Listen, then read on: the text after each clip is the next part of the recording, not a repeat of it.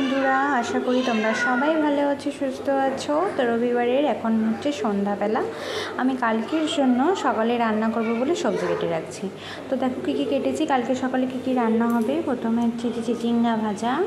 পটলগুলো দেখো অনেক দিন ধরে থেকে কেমন হলদে ভাব হয়ে গেছে, তাই পটলের দানাগুলো ফেলে দিয়েছি আর একটু মশলা বাটার করে পটলগুলো ভেজে নিব।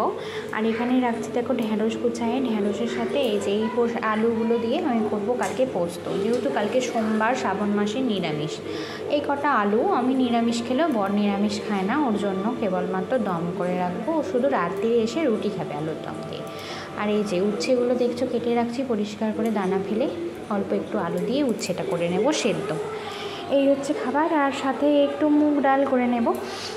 এই হচ্ছে কালকের। আর কালকে কী বলো তো, কালকে স্কুল আছে, আর রান্নার বউটা যেহেতু আসবে না, তাই সকালবেলা উঠে আগে রান্না করব, তারপরে জলের কাজ করব, তারপর মেয়েকে রেডি করে স্কুলে যাব।